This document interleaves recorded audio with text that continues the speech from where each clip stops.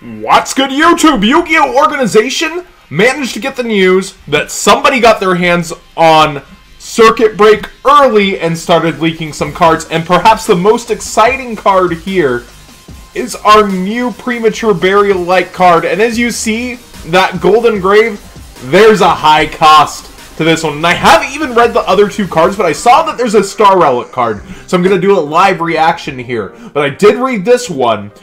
I couldn't hold myself back. Excessive Burial. It just sounded so cool. It sounded like Premature Burial. It has the look. I think it's one of the first times we actually see this guy again. So it's so cool that Konami keeps going back into the lores for the new kind of Reigns era, and I think that's awesome. And this does have a very close effect in a sense to Premi. You can only activate one copy of Excessive Burial per turn. So hard once per turn is an equip that is searchable by Hidden Armory. Discard one monster from your hand, then target one monster in your graveyard whose original level is lower than that of the discarded monster. Special summon that monster and equip it with this card. Interesting that they didn't do an or equal to, but understandable. We're trying to limit the power of this card, but now it comes at a higher cost. You're discarding one card and playing this card, so that's a 2-for-1. Then the equips monster's effects are negated. How useful will this be?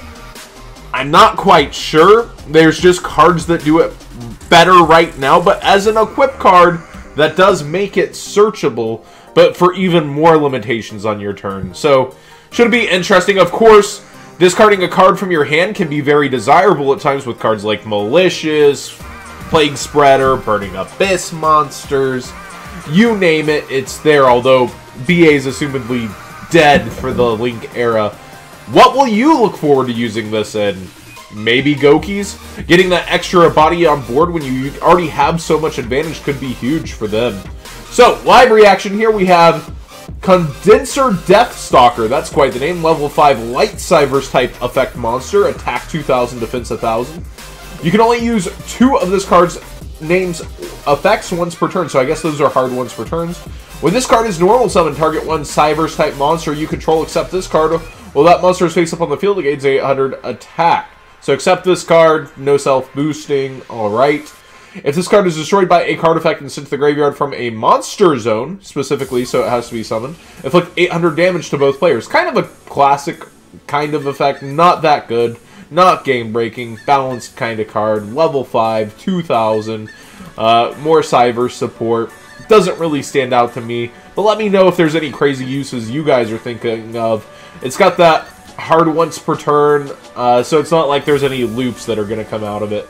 Our Stargrail support, I saw it was a quick play. That's all I know about this card. Banish one face-up monster you control until the end phase, then target one face-up monster your opponent controls. That monster loses attack and defense equal to the original attack and defense of the monster banished to activate this card. Well, it's Battle for the Star Relics, but it's generic. Banish one face-up monster you control until the end phase, then target one face-up monster your opponent controls. It's generic. Nice! I wish the Weatheries didn't need a Weathery effect to banish, is my first thought here, I guess. But pretty darn cool card, if I do say so. That artwork looks sick, at least. Ooh. Ooh, that artwork looks so sick. And I am so glad. The preview artwork looks amazing, too. The Excessive Burial. The excess, that golden thing. It's going to come at a high cost, though, like I said. What do you guys think of these new cards? Premi, oh so welcome in my book.